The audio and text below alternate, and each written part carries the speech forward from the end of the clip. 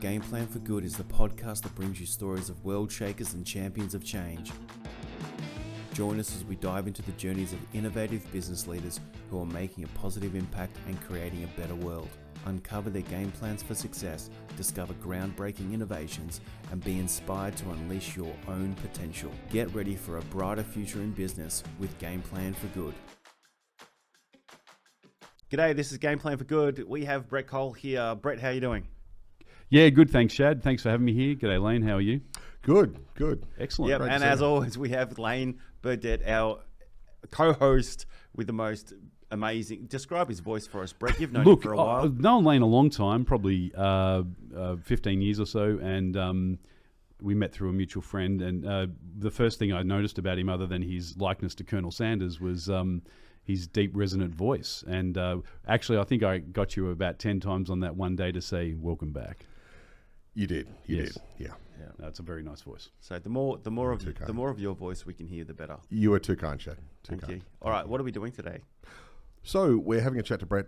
Brett's from Biosafety Australia. He has a very interesting job. I'd like to think it's interesting, but Yeah. some would argue, yeah. So what exactly do you do with yourself? I run a company called Biosafety International. Actually, now we've expanded our borders. We are a specialized occupational hygiene and decontamination company that services the controlled environments. So things like pharmaceutical, high containment, life sciences, healthcare, food and beverage. We call controlled environments because they're highly regulated, generally have a really high need for. And when we talk about hygiene, there's two definitions there. One is around worker safety, which is our prime focus of our business, and hygiene, secondly, being sort of sanitation and decontamination style thought, which is what a lot of people turn the hygiene terminology to. So our main focus is creating, and our mission is creating safe and healthy work environments through science. Fantastic. Yeah. And you've been doing that for quite a few years, I think. Yeah, but the company's been running for 12 years, and it's evolved over that time. The initial company started, it's like a lot of companies start when you're made redundant from a former company.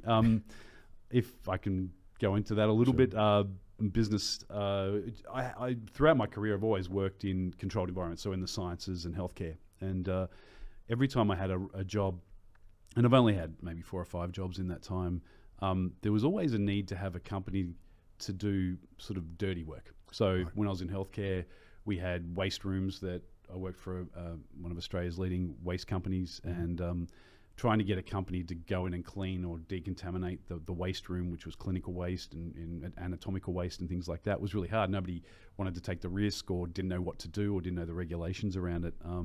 And then further on from that, I worked for a laboratory supply company that fit out full laboratories, and trying to find a company that could decontaminate the old laboratory for chemical, physical, radionuclide and biological contamination, most of which you can't see. So it's not like you can just visually go in there and say, oh yeah, it's clean. Even though it may look clean, it could be quite dangerous. So I had a keen interest in this sort of opening in the business, almost like a calling, if you like. And it was very intrinsic. It was a very thought process, and it was always around, there's a business opportunity here to serve the community, the communities being those controlled environments and making it a safer place. And I happened to at the same time enroll in a Masters of Occupational Hygiene and Toxicology at Edith Cowan University, and by the time I finished my degree, I was made redundant just before my 40th birthday, and it was a year before my 40th birthday. And so at the time, I had 3 teenage children, all at private school. My wife was working full time as a teacher, mortgage like everybody else, and so it wasn't financially the right time to make the decision. But I had the support of my wife. She said, "Go and have a go. I back you on this. I know you've been talking about it for a while." And so we started Biosafety. Took a few years to get off the ground, like any startup business, and particularly one that had no real marketplace. Like, it was a really blue ocean market.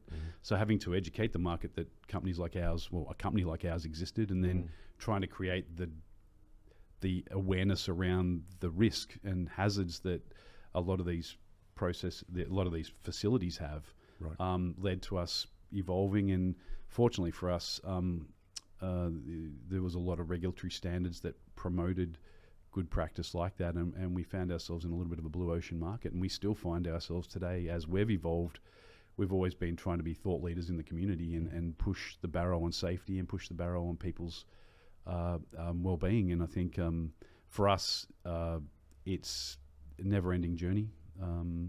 But yeah, really exciting one, and never a dull day, because every project's remarkably different. Last year alone, we worked in 8 different countries, as well as in Australia, of course. Okay. And So it's a lot of travel involved. To sort of sum up what you do to a lot of people, you would decontaminate laboratories and work in hospitals. That Hospitals, sort of thing. look, we don't limit ourselves just to those markets. It just happens to be the markets that have the greatest need. Obviously, during COVID, we worked outside our normal customer base, so we were doing work with schools and aged care and just commercial buildings. Mm-hmm. We don't do any residential work, but certainly in those other spaces during COVID, there was a great demand for, it was a pathogen that affected us all. So, and seemed to be a big lack. I think I always talk about leadership on a bad day when it comes to any aspect of your life. And during COVID, I think it really tested our mettle. We kind of forgot everything we already knew. So everything we knew about virology, everything we knew about epidemiology, all these sorts of things, we have whole university wings and research facilities here in Australia. We're very good at that.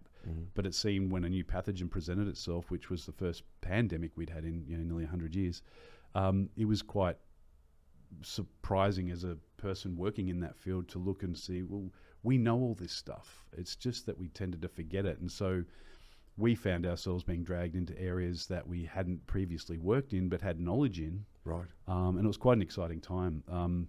But like for everybody, it was quite a scary time as well. So, but it really put us on the map. So, the upside for us of the pandemic, in amongst a myriad of downsides, was it really made us in the public domain in terms of that companies like ours actually did exist, and we didn't pop up in March 2020 because we had bio in our name. So that was a good thing. So yeah, an interesting story. Yeah, no, very good. So we want to get into some of your backstory. Yeah. So you mentioned a bit of how you got into the biosafety, but can you go back a little bit further? Yep. Are there aspects of your childhood where you were interested in these things, Sure. or can you link it back to anything that really got you thinking about this space? Yeah, it's an interesting. Thanks, Shad. It's an interesting one. I think you try to trace your career in a little bit, and anybody who says they go into life with a grand plan, I know lots of people through my various aspects of my life, and I've probably only a handful of people who actually who in high school or primary school said, I want to be an engineer. And I've got one friend particularly who said, I want to be an engineer and work on trains. And to this day, he's 50 and he works on trains and he's an engineer. But so he had a really clear path of where he wanted to go. But like most of us, we tend to kind of find our way as we go. And my life was no different. I'd always had a keen interest in, I don't know if it was science, but certainly in animals and plants and the outdoors. I spent a lot of time in my youth in scouting, and that took me outside. My parents were also avid campers, and so we spent a lot of time outside, and with that I got a really fond love of trees and plants and flora and fauna, and just that led into I was a very inquisitive child. I used to make a lot of stuff, not creative in the artistic sense, but was always trying to make things. And when my dad was one of the early adopters of home computing, and back in the early 80s bought a Commodore 64, and I was always interested in programming and kind of creating things in that aspect. And I think so I've always had a natural tendency towards inquisition and curiosity, so that led me to science, of course, and I was always quite good at science at high school, even though I wasn't a great student at that time in my life. Probably more interested in the social aspects of life and didn't concentrate as much on my studies. But, life's a journey. And so I've always had a really strong affinity for people.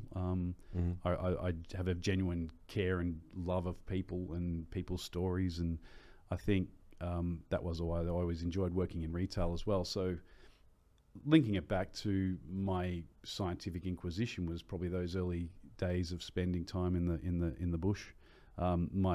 Both my parents, my grandparents were country folk, so we spent a lot of time up in the forests and things. And and then just my love of people, it sort of led me to do science in high school. Once again, wasn't a brilliant student, but I got through and went to Monash University and started. My first degree was in computer science because of that love of computing. I got into that, and in my third year, I realised. It was actually my second year. Sorry, I had a tutor come up to me and say, I hope you like what you're doing because you're going to be doing it for the next 40 years. And I had this cold rush of, I don't know what it was, fear or something came over me. I'm like, I don't want to be sitting in front of a computer for the next 40 years. This is not fun. It's a long way from the bush, huh? It's a long way from the bush, absolutely. So, and I was always a strict, maths 2 science guys. So I was 2 maths, physics and chemistry all through high school, right? Particularly in year 12. And obviously always in that physical, chemical sort of side. And I'd never done biology. But first year, second year uni, I had a lot of friends who were doing biology. And, in that they were doing botany and they were doing genetics and they were doing zoology and, marine biology and all these things that had always sort of interested me from just a childhood point of view. So I transferred across to a science degree after finishing computer science and got RPL and ended up in doing biology. Right. And instantly fell in love with it. I just don't know what it was. It was like I found my calling at that point, and that was in the sort of early 90s. And so from there, I actually majored in botany and zoology. The 2 things that I loved as a kid was being around animals and plants outside. Right. And with that, studied under some amazing people. A lot of my lecturers and professors were people who had quite established and illustrious careers in that space. Some had worked on the, were experts, witnesses on the Azaria Chamberlain case back in the 80s. And so, and they would share these stories, and that really it just absorbed me. So after sort of finishing that degree, I went and did some postgraduate work. I did an honours degree in environmental microbiology because I loved small things. So spent a year looking down a microscope counting algal cells, and that was all in. Counting what? Algal cells. Okay, and so I've they're ask algae. What is yeah, it? blue-green algae. Okay. Blue-green Okay. algae. So Okay. I did an honours project on the Albert Park Lake and the blue-green algae, and at the time there was a big blue-green algal bloom there, and so it was quite an exciting time. Sure, and felt my like research had some I think social. they have they got the Formula One there as well. Almost. Well, as it was exciting. about the same time. I did my honours year. I think the Formula One started there in '96, and my honours project started in '97. So. So I was working with Parks Victoria at the time at Albert Park Lake, and there was a lot of interest in my project because of the nature of it, it was probably the first time I'd seen any sort of, first time I'd done sort of independent research, and gone through the ethics and all of that sort of thing, but also having to have an outcome for your research and seeing what that was, and it was a social aspect to what I was doing, as opposed to some of the previous sort of projects we'd done as undergrads.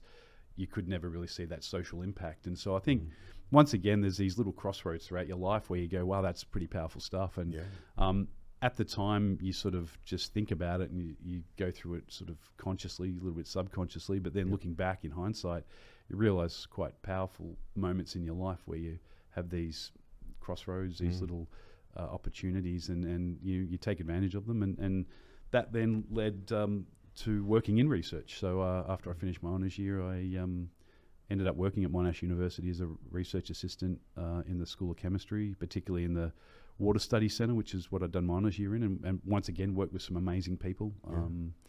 And unfortunately at the time, and I think it's still much the same now for research, is that it's a lot of contract work, so not a lot of stability in terms of employment.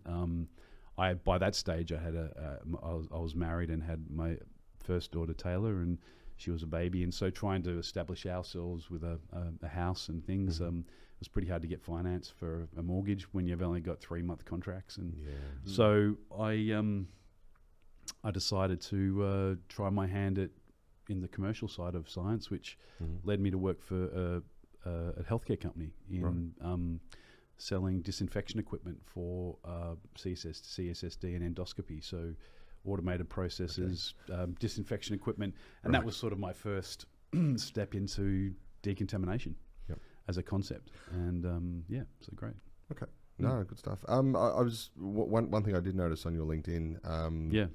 You've got 4 degrees. Is that right? Yeah. And you still have time to work, to get 4 degrees and work. Well, I think if you enjoy what you do, I know it sounds like a lot, and it's funny because my wife and I did our masters at the same time, Right. and we're both working full time and had 3 children and 3 teenage children, and I don't know how we did it. You just do it, and you make it work. And I think if it's like anything in life, if you're passionate about what you're doing and believe in what you're doing, almost like a calling, then I think it just makes it easier to get through it because you do what you have to do. No different to when you're young and you're trying to establish yourself and you've got a young family, you work 3 jobs to make ends meet. So for me, academia and the sense of learning has never been any different. To me, it's something that I have to have in my life. It's something that I yearn for. It's something if I don't have in my life, I'm not living my, to quote a good friend of mine, Rod Burns, you're not being your best self. And I think that's a really big part of my life. And the minute I realized that, I was better for it.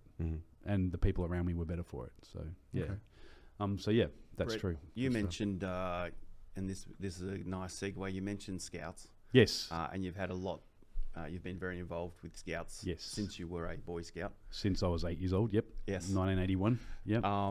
Firstly, what impact did Boy Scouts have on your life growing up? And secondly, if you can tell us about your involvement since then. Yeah, sure. So scouting was very big in the suburb I grew up in the Outer East, Heathmont, as it was everywhere at the time. I think scouting's always been around over 100 years. My family has a legacy of scouting. My dad was a scout. So for us, we played football and cricket and other things like you did back in the day, but scouting was one thing that lasted all year. So it wasn't seasonal, except for break over Christmas, of course. But and having come from country people, just going out and camping was kind of part of what we did. And so my brothers and I all did scouting. Probably of all 3 of us, I'm the middle of 3 boys. I probably was bitten by the scouting bug the most. And I think I put it down to scouting in general, the concepts around scouting and being out adventurous in the outdoors and doing things that even back then, I know a lot of kids today don't get out and do things. It's more focused on electronics and things like that. And there's lots of reasons for that in society. But back then, I was out doing things that other kids didn't get to do. We were sailing, we were kayaking, canoeing, hiking in the alpine areas. And this is back in the 80s where, we didn't have the risk rules around a lot of that now. And a lot of the leaders were dads of my friends. My parents were involved a little bit, but certainly at that time, we were out doing some amazing things. And I think probably fed that inquisition and that early exposure to the outdoors. I think one of the biggest things that kept me in scouting, because my brothers sort of went through Cubs and then the next section up is Scouts, and they finished Scouts, but didn't go on beyond that. That's sort of 14, 15 years old, because there's a lot of pressure. Any time in any child's life there, you start working part-time, boys, girls, school steps up in terms of its intensity and things like that. And I believe at that point, I had to, and I put it down to a handful of leaders, but one in particular, his name was Shad. He was he'd been in the Vietnam War. He's one of my best mates' dads, and I even to this day he's still my, in my mind's eye. If someone says who's your model scout leader, it's Sarge. And I've even in recent years gone back and thanked him for all the things that he ever did for me. But he was firm but fair. He didn't put up with any rot. He was a real gentleman, but he was hard. He was a military guy. He was he had his lumberjack jacket and he wore glasses and he had a pipe, but he was that kind of guy. And he would take, and no matter what the temperature was, he always wore shorts. Right. But leadership skills, I think he was probably my first major influence in leadership, and I've been a student of leadership ever since in all parts of my life. So I think that's been a major influence. Of course, the Scout Law and Promise, which is a code of living, it's a more intrinsic value system than, say, the 10 Commandments in the biblical sense. That's sort of thou shalt not. It's more extrinsic. It's more sort of God-fearing. I'm not religious at all, but I think scouting is more around a scout is. This is what you are. It's all part of what you are, and it's been a big part of my life. My wife's life, my dad's life, my brother's lives, and my children all went through as well, and they've had some amazing experiences.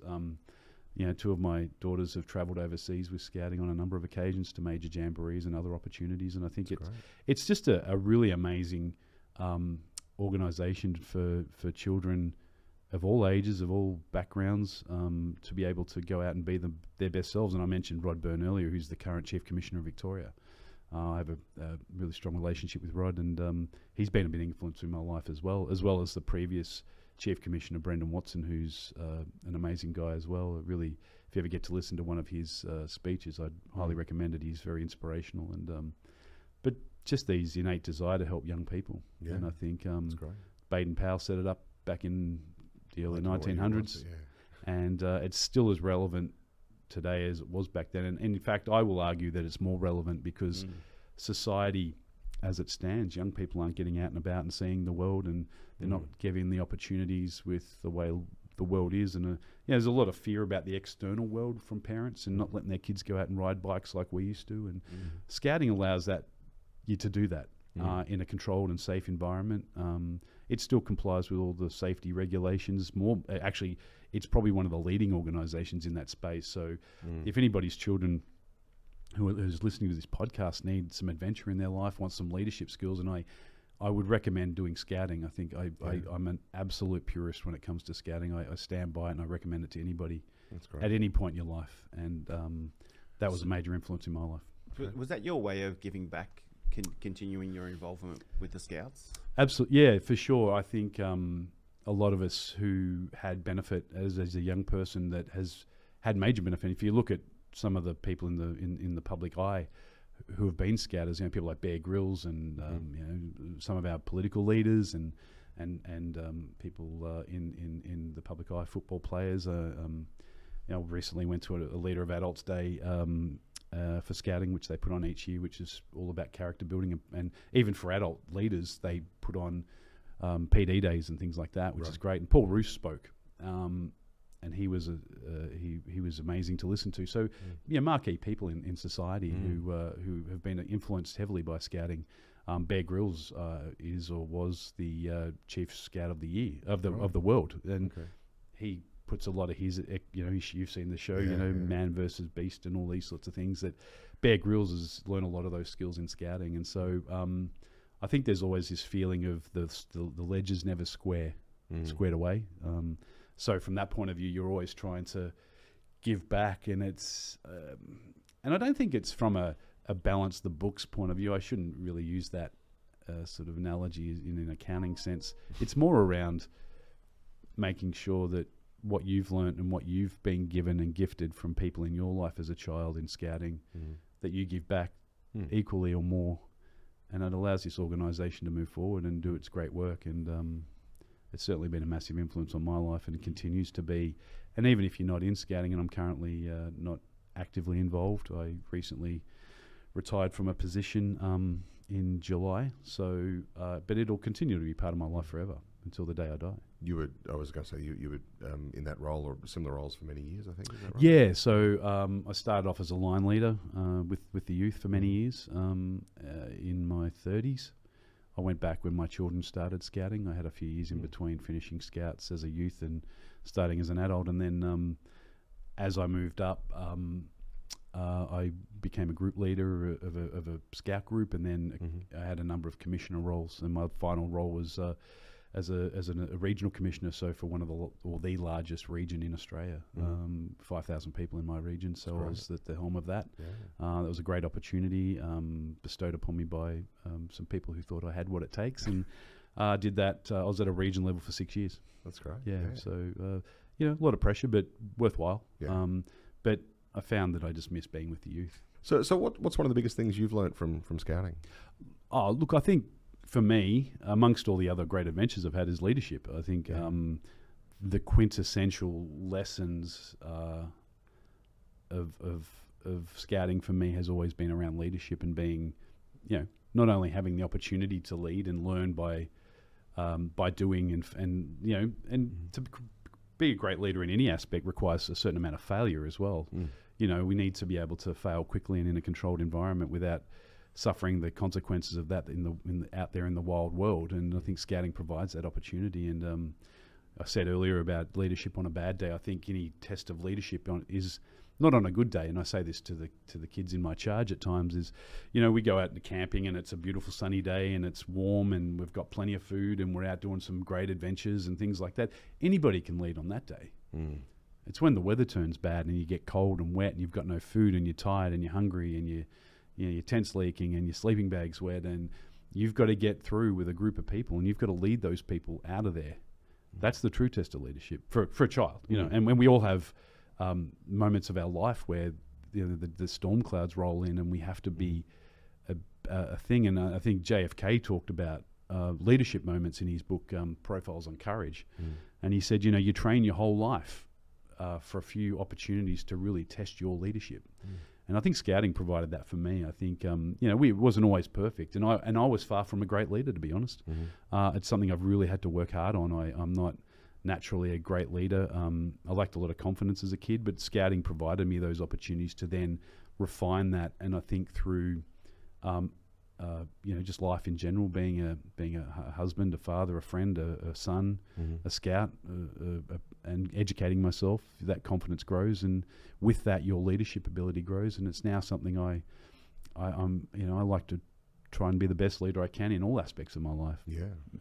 So you mentioned your family and scouts and things like, and your leadership role in that sense. Yes.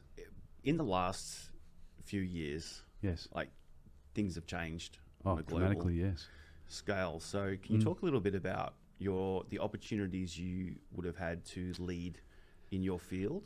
Yeah, like I touched on earlier about the pandemic and how we kind of forgot everything we already knew, and there was a lot of fear, I think, with that. And it wasn't just in my professional life or my personal life, it was scouting as well. Everything all went online, and particularly here in Melbourne, we all went into lockdown, so there wasn't the opportunity and we didn't have time. It was very quick. If you remember, it was like we're watching the nightly news and things were getting locked down, and all of a sudden, you know, we're all weren't allowed we're actually only allowed out an hour a day. So society completely changed. And I think professionally for me, the opportunity to lead was very quick in terms of people were just scurrying, looking for answers. Right. But not just answers, looking for some logic. And as we know, the pandemic stirred up a lot of misinformation, a lot of, you know, stuff online. People were, you know, gaslighting with different information. And to be honest, the government around the world didn't really know how to handle it. I mean, there's a pandemic playbook, but it's like leadership on a bad day. You don't test it every day, do you? I mean, you hope so. But nobody knew the scale of this thing, what it was going to get to. We started seeing what was happening in Italy and then the US, and you know, millions of people were dying. So in Australia, we were quite fortunate that some of the actions we take and our isolation geographically anyway sort of stopped the influx of infection. Didn't stop it completely, but it certainly reduced it because we weren't connected land-wise with any other country. So from that point of view, there was a lot of opportunity in our organisation, which is ABSANZ, which is the peak body for biosafety in Australia and New Zealand and South Pacific for that matter. And so there's opportunities through that forum to provide knowledge. And, you know, one of the early things was, obviously there was no vaccine, but things like P2N95 masks. I'd studied that as 10 years earlier as part of my master's degree and was involved in fit testing and things like that. So there's a lot of opportunity there to work with healthcare, which hadn't previously, you know, they only wear them in theatre and things like that. The different styles of masks and to take leadership. And I was actually very fortunate to be able to be involved in helping to write some of the guidelines for the, which was sponsored by the various safe work organisations statewide and federally as well. And I was involved in that process with a lot of other really smart and educated people. From memory, you actually got to leave the country during the pandemic. Yeah, I did. So that was a holiday, I assume? Or? Yeah, of course. So it's interesting. We talk about these little moments in our life. And my master's project in 2013, my thesis was written around repurposing penicillin sites, previous penicillin sites in the pharmaceutical industry for reuse or demolition. Right. The reason for that is obviously penicillin. A lot of people have anaphylactic allergies and shock, can have anaphylactic shock to penicillin. Right. So, and we don't know who it is, and a lot of people don't know that they've got that allergy. And so any production line that's produced beta-lactams or penicillin compounds can't just be turned into a sterile packaging for over-the-counter or any other sort of pharmaceutical. So, and a lot of these buildings lay empty, and there's some within 10-minute drive of here that have been dormant since the mid-90s. Major commercial buildings, factory. No, I kid you not. And so my thesis was on repurposing these buildings using a certain protocol, decontamination protocol and validation system. And it was nothing to do with COVID because it was 10 years before.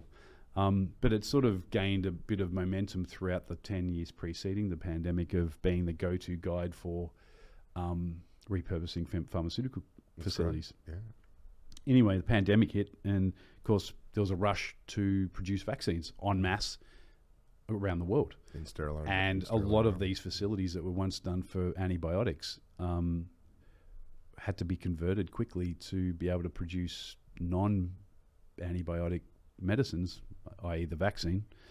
And so I was, and because the FDA in the US had sort of used my thesis as the basis for the way to decontaminate, the operating procedure, if you like. Right. It was all of a sudden I had an opportunity there. So we were working with a partner company in the US who was working for the NHS, who had and Pfizer, and had a plant in the UK that had to be converted quickly to allow for distribution of vaccines. And so I was, invited to be part of that and oversee part of the project on that, particularly around the validation and the project based on my work I'd done in my master's thesis and other jobs since. And so we got flown first class to the UK during the pandemic, but I got knocked back when I first applied to DFAT to get an exemption. Right. They knocked me back, and then fortunately we had our local federal member was able to push that through for us. We got an exemption. So myself and my colleague Cam got to travel to the UK during the pandemic so it was no holiday because the UK was in lockdown at the time. But little moments. I've had a very fortunate life. I've really enjoyed it, and I think that was another opportunity to show leadership in a time of a need in society. And I think I'm very, very, very grateful to be able to help as much as I could. Absolutely. I remember at the start of the pandemic, you actually came and did a talk to a group that I had in Berwick. And the one thing that I remember from the talk, which might surprise you, you were talking about what we thought was coming, and how to obviously prepare for it and that sort of thing. And the one thing you said at the end, which has stuck with me, and this might sound a bit corny to anyone listening, but the one thing you said at the end was, "Be kind." Just it was basically be kind to each other. It's interesting you mentioned that, and I've gone back and watched that during the pandemic and after the pandemic, and it was quite fortuitous. And it was I'd love to say there was genius in it, but there actually wasn't. It was just me applying things I'd learned. Just go with the genius part. I'll just go with the genius part. Okay, we'll go with that. And the content of that presentation, which you kindly organised, and Shad produced, was actually still throughout the pandemic, as we had this emerging body of knowledge on COVID and other things, that a lot of it's still relevant. Like it didn't change a lot of the content. We knew early on how it was the infection occurred and things like that. And I think just once again, my love of people, it's always, we started to see, people getting scared, and with fear comes sometimes aggression to each other. And I think for me, it's always just, kindness is a really important thing to have in life, and a pandemic or otherwise, it just makes life so much easier. Absolutely. And so, thank you. I'm glad that had that was actually long-term what effect. Stuck in my head, look, I think once again, I think it's just these opportunities to help society, and you do it in whichever form. I always say, if you we have an obligation back to the society in which we live, our communities, particularly our local communities in which we live. And if you can give your time, that's the most powerful thing you can give. If you can give your money, that's powerful too. But or if you've got a little bit of both, give that. Do what you can. But I think if you can, and we don't talk donate time, if you can give your time to any form, whether it's the football club, netball club, chess club, scouts, whatever. Depends on the football club. Yeah, CFA, all these wonderful community groups who do amazing work across the community. You can show leadership in your community, and that's the most powerful leadership because it's not, you're not getting paid for it. No. Exactly. So while we're on the topic of leadership, yes, and being kind, we have an exclusive announcement that I've been very eager to get into. Can you tell us a little bit about the next project for you? Yeah, thanks, Shad. I was waiting for the lead in. Look, it's really early days. I think over the last 12 to 18 months, I think I started looking in, knowing that my time in scouting was kind of coming to I don't know whether it's a permanent end or a temporary end. We'll wait and see. But my love, as I said, scouting will always be part of my life. But during that journey, I had a lot of young men come through my charge, and you see them from all different sorts of families, different family backgrounds. Broken families, divorced families, nuclear families, and just with society in general, and we see it throughout social media that there's this real. I think young men are struggling a lot. We see it with mental health. We see it with suicide on the increase, and particularly in that cohort of young men. And I think I look back on my own life and look at some of the struggles I had as a young man, and they were for various different reasons, which we don't need to go into. But I did struggle for identity. I struggled for what what my place in the world was going to be, and I think. I revisit back to my scout leaders and people, and even some teachers in high school that took an interest in me as a person and what I had to contribute, and really encouraged me to be the best person I could be. And I think, without that sort of mentoring and that sort of guidance, it's really hard to know how to be what I consider a good man. And I think the definition is different to everybody. But so with particularly a lot of children are growing out in fatherless families and things like this, and I see particularly through COVID and things like that, where we didn't have our extended families around us and that sort of thing, that there's a lot of struggle out there in young men looking for a sense of purpose. And I think with equality and things, which I'm not going to go into discussions around equality or anything as it stands, but I think having three daughters, they're very different to girls I grew up with in terms of they're headstrong, they're bold, they're all of these things, and that's great. That's how we raised them. We want them, and they're amazing. But I don't see that same advancement in young men as much. There are some standout young men out there, of course, and I think for me, I just feel that there's a need out there in society to some guidance, mentoring, a program, or whatever it looks like. As I said, it's really early days, but to really help young men find their place in the world. And not only find their place in the world so they can be themselves, but also go on and be really valuable, powerful, contributing members of society. And the world will change as a consequence of that. And I firmly believe that. And I think there's some amazing opportunities here to lead in that space. We've got, I know Lane, I've spoken to you about, and a number of other people who, the minute I mention it, there's an instant, I get what you mean. I think there is a real need, and nobody's come and said, what are you talking about? That's just silly. I think it's a really powerful idea, and it's something that the group of us are working on. And whether it's the original ideology behind it was a book, how to be a good man, and what is a good man, and what defines a good man. Even to the point where I've put a few posts, just random posts out on Facebook to sort of get some answers back, and depending who you talk to, there seems to be this common theme around, inequality, and I think I take it that it's that intrinsic value of self and those intrinsic values of who we think we are and what we do, and sense of duty and provision and care and empathy and compassion. For family and those around us and society. We talk about the three levels. We talk about self, family, and community. And I think that's sort of the ideology behind the Good Man Initiative, for the sake of a better name.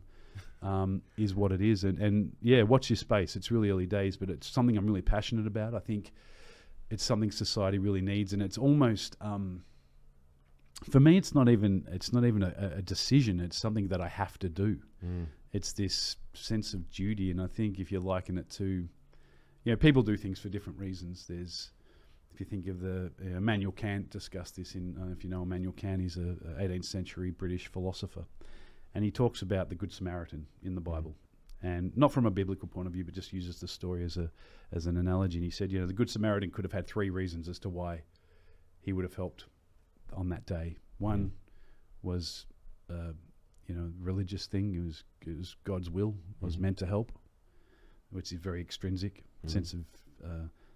I feel sorry for this person, so it's more of an emotionally driven decision. And I'm not saying any of these are bad, but the third one, which is really that sense of duty, that what is considered truly moral. And Immanuel Kant uses those 3 examples just to say which one is the morally correct way to do it. And it should be that sense of duty, that it's an innate value that you have to give back. And for me, this project is that.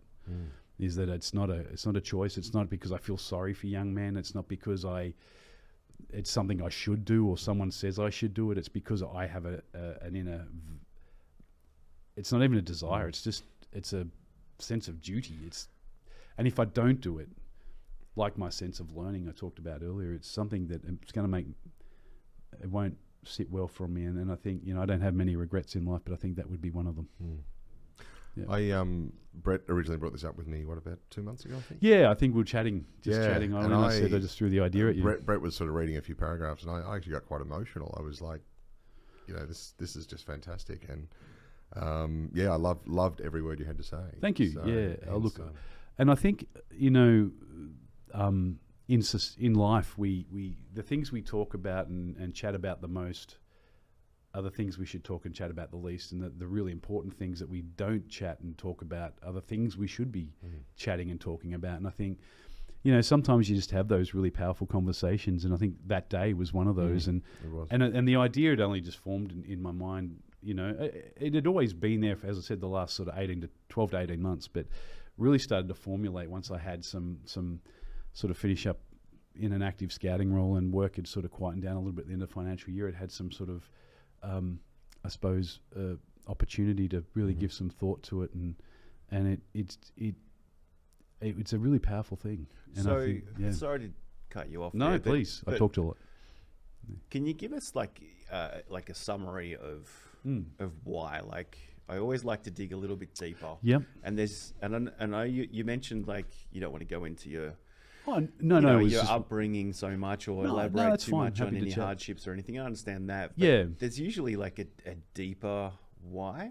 And I can talk to that. I wasn't trying to be dismissive earlier. I just, how long have we got? I would imagine with all of the kids, young adults, teenagers you've come across over the years, you would have seen something lacking in some. Well, I think sometimes you can look at young people and see a bit of yourself as well. And I think for me, Shad asked me about my upbringing and things like that. And I had a very good upbringing. I didn't want for anything. My parents were good people. They worked hard. We had. They valued education and all those sorts of things. I think you did change over from barracking for Richmond though at one point. Yeah. Sorry, I had to bring that up. Sorry, maybe, that was my dad's a Richmond supporter, and I was one until I knew better. That was him avoiding trauma lane. Yeah. And well, let's not go into football. It's really not good timing for my team. Those comments, But so yes, that is correct. But no, look, I was. In birth order, I was the second son. My dad and my older brother were really close. So I probably spent a lot more time by myself and with my mum maybe a little bit. And I think, and my parents were really good because they left me. I was quite a self-independent child. Like I was happy to do my thing and all of that. But that doesn't mean you don't need some of those strong relationships in your life. And it's very easy to get lost in your own mind at that age when you do that. And I think those people I spoke about earlier, the teachers and the scout leader, Sarge, and people like that, I grew a really close affinity for, and I looked at, whether they actively were mentoring me, I don't know, or they were just generally good bloody leaders, and I that had an effect on me. And I think, you know, and I had times in my life where I was misguided and you know, was during teen years, and you're influential and you're hanging out with the wrong crowd, and we certainly had that in my life. Like I you know, it wasn't always. What did you get up to? Oh, look, you know, we you know, I won't go into detail. But, I want to go into detail. No, sorry.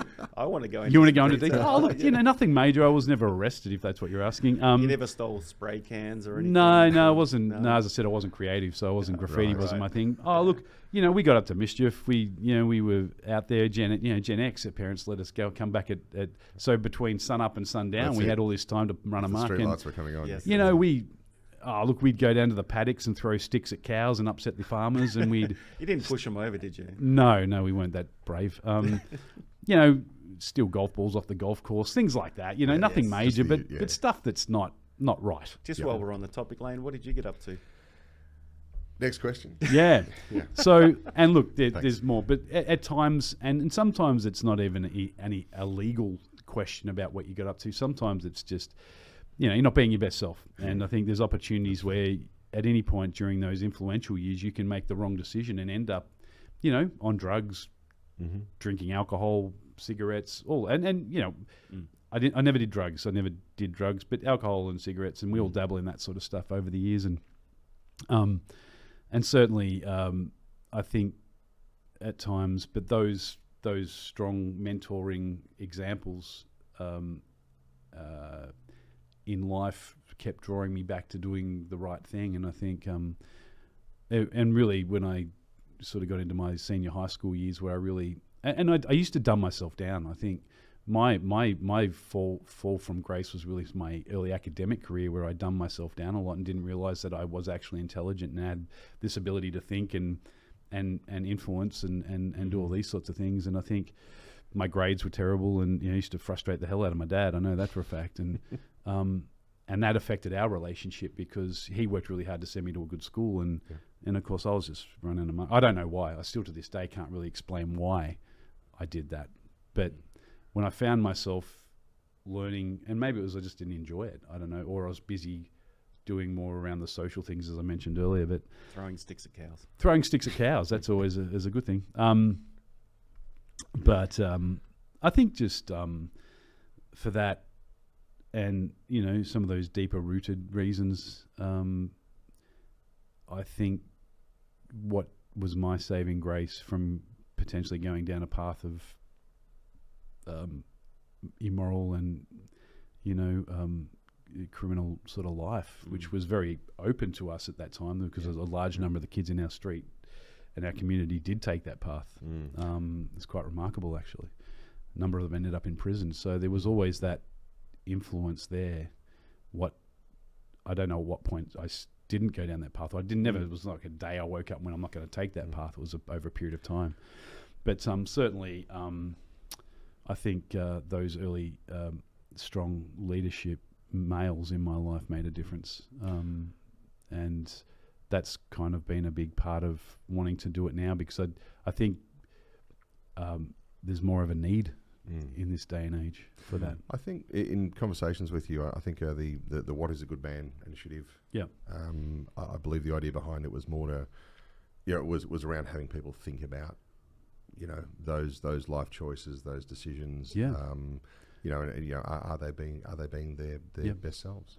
Well, I think, you know, we didn't have social media back in the day, so your influences were really local. So people in your life, extended families, friends and parents, and society, just in your neighborhood, essentially. You're right, it was very local. So it was very local. It was very filtered. It was whereas now you can get online and you can be in touch with anybody without even asking. It's in your face. You know, you get on some of these forums and things, and they're just all hitting you at 100 miles an hour. So I think there's a lot of and the way we filter information is through our knowledge, our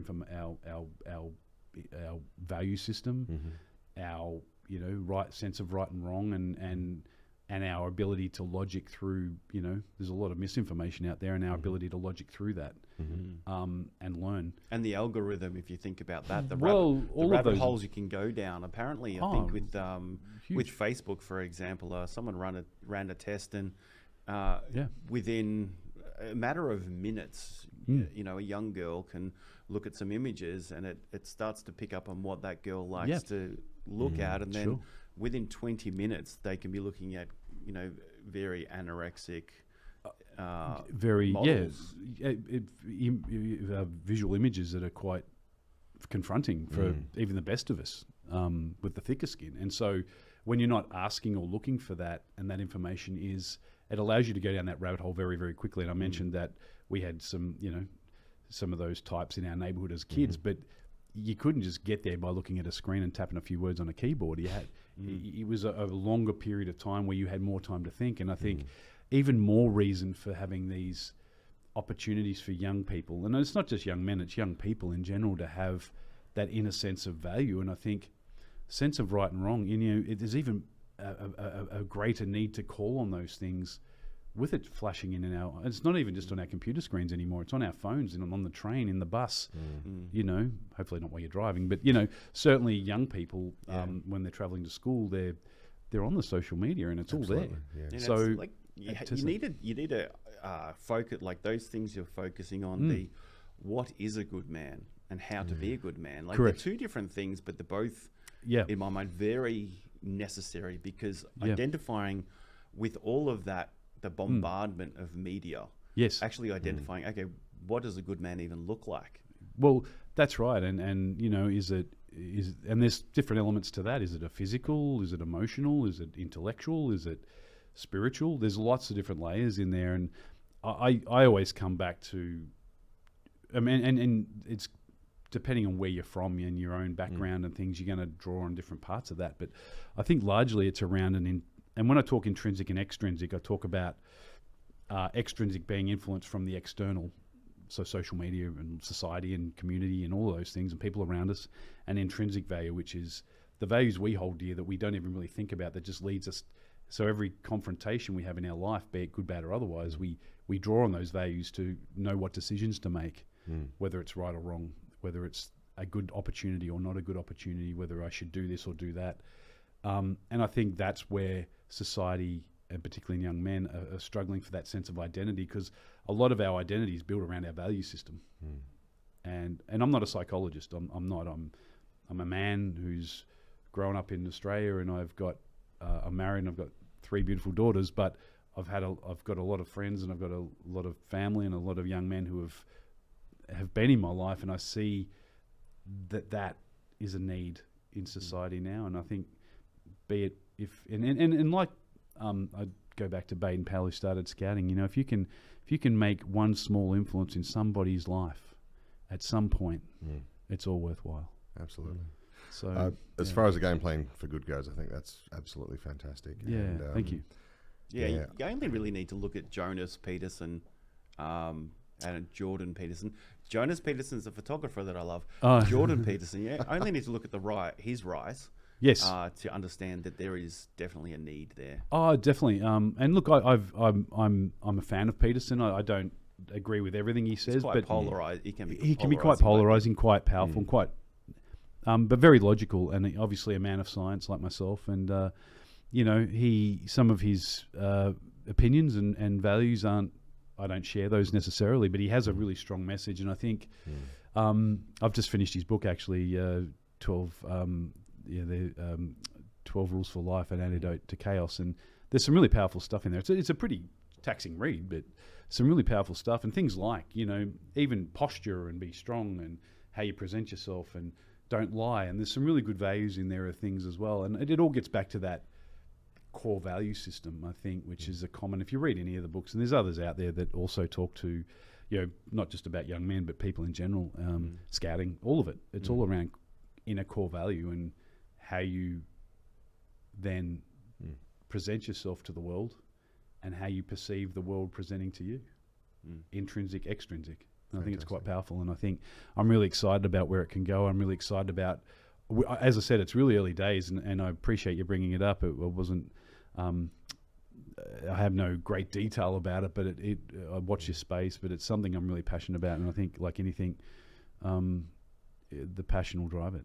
I was just going to say, speaking of watching this space, we will actually put the website on the screen here for anyone to have a look at. Great, thank you. It'll be obviously an introduction, as you said, early days, but the project will grow. And also happy to have people involved, because I mean, I don't know where this thing's going to go, but from the small group of people I have spoken to, see it as a great opportunity to really help society and help young people, young men who could benefit from such a thing. And I'm really passionate about it. I think it's going to be an amazing and hopefully, at the end of the day, it doesn't matter what I want and what anybody else wants. It's around the outcome and the effect it has on young men in a positive light.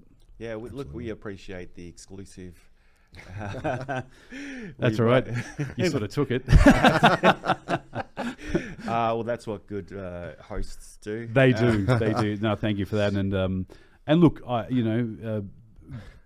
what you're doing here with Gameplan for Good is amazing too, because it does give voice to local heroes and other people who are doing some great in the world. And at the end of the day, that's what the world needs right now, is to fight and combat the misinformation and the polarizing effect of social media. We need to have some good, wholesome, graceful and grateful presentations here, and I really thank you for the opportunity to speak. Oh, good. 100%. I think we can probably leave the last line to Brett here, if I can.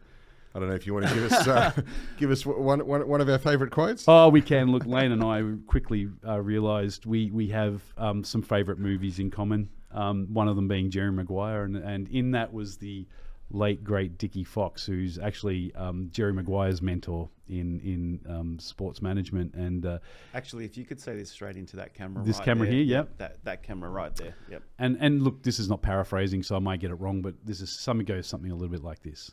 To be honest, I don't have all the answers. I've failed as much as I've succeeded, but I love my life, I love my wife, and I wish you my kind of success. Thank you for watching Gameplan for Good. Stay connected with us on social media to discover more game-changing stories and gain valuable business insights. All of our episodes are recorded in our Assertive Media studio in Melbourne.